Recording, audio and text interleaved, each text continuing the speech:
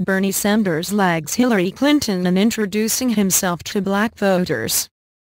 Senator Bernie Sanders of Vermont is climbing in the polls in Iowa and New Hampshire, and he has drawn thousands of people to rallies for his presidential campaign recently in Denver and Minneapolis.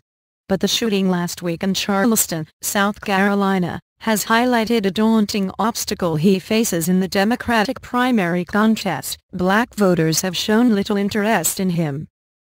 Even his own campaign advisors acknowledge that Mr. Sanders is virtually unknown to many African Americans, an enormously important Democratic constituency.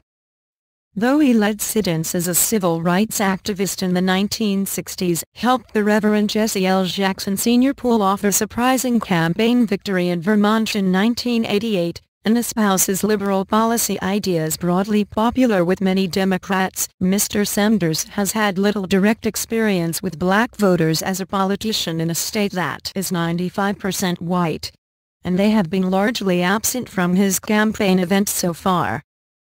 Mr. Sanders, 73, had planned to start introducing himself to larger numbers of African Americans last Sunday at a large gathering in Charleston, but he quickly postponed the event after the church killings. The massacre also revived debate over a highly charged issue on which Mr. Sanders has a mixed record: gun control. Hillary Rodham Clinton is working assiduously to cement her support among black voters. In an NBC/Wall Street Journal poll this week, 95% of non-white Democratic voters said they could see themselves supporting Mrs. Clinton for the nomination in the primary. Only about 1/4 of respondents said they could see themselves voting for Mr. Sanders.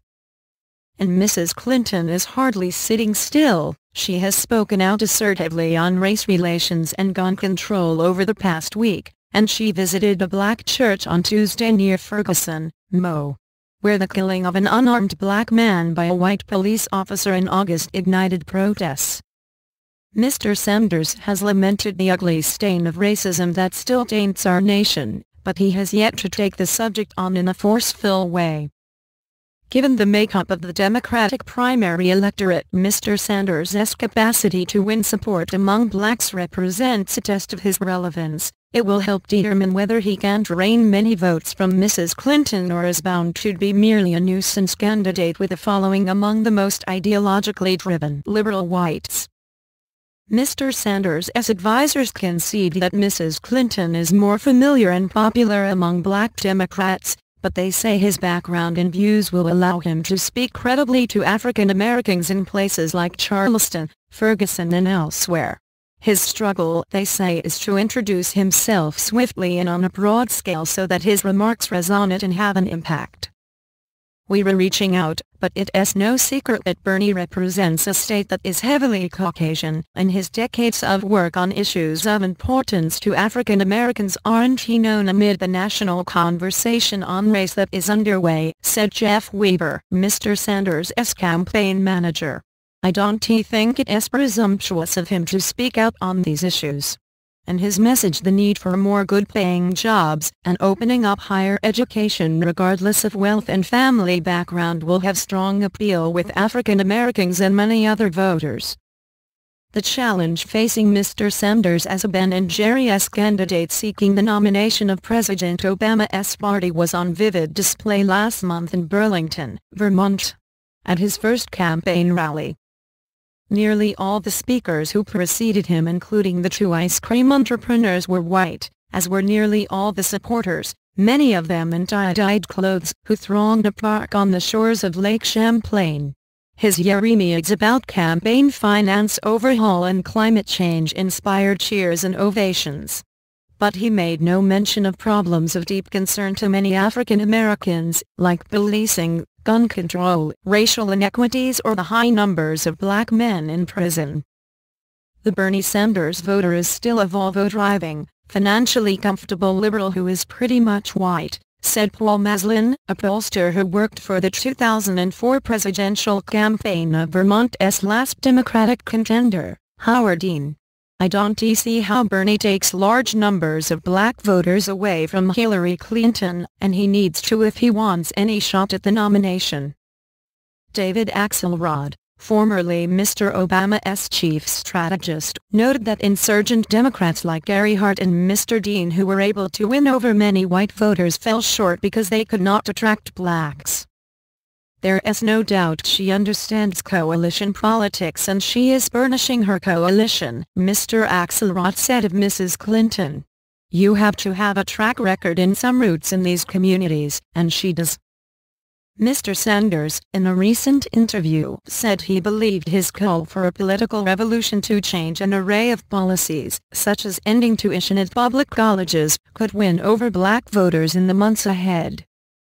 Indeed, when he visited New England College in Concord, New Hampshire, last month, a few black and white undergraduates described how their student loans, ranging from $10,000 to $16,000, made them anxious about the future. Mr. Sanders responded with empathy but also with a fiery intensity that evoked his own days as a student activist, when he protested segregated campus housing at the University of Chicago and participated in the 1963 March on Washington. Since then, though, his politics have been characterized by a focus on class-based solidarity and uplift, reflecting his style of democratic socialism. While Mr. Sanders endorsed the 1988 campaign of Mr. Jackson, who won the Vermont caucus that year, he also said at the time that he disagreed with Mr. Jackson about whether the Democratic Party can be the real vehicle for social change, and said a third party was necessary. Mr. Jackson did not return messages seeking comment. Chad Devine, a senior advisor to the Sanders campaign, predicted that Mr. Sanders' battles for equal rights and against income inequality would resonate powerfully with African American voters. He continued, and we also believe that the way to win support from African American voters in the primaries is to demonstrate that he is a viable candidate with a real chance to succeed by doing well in the early contests. One of those is the South Carolina primary, where Mr. Sanders' challenge has been crystallized. The church massacre last week and the murder of a black man, Walter Scott, by a white police officer in April have thrust racial discrimination and gun access to the center of the campaign in a state where blacks can represent a majority of primary voters. Complicating matters for Mr. Sanders, the one issue on which he is not unambiguously to the left of Mrs. Clinton, gun control, is emerging as a critical litmus test. Representing a rural state with a rich hunting tradition, Mr. Sanders has a mixed record on guns. He first won a House seat in part because the incumbent Republican he defeated had supported an assault weapons ban. Mr. Sanders also supported the ban but opposed the Brady Bill, which President Bill Clinton signed into law.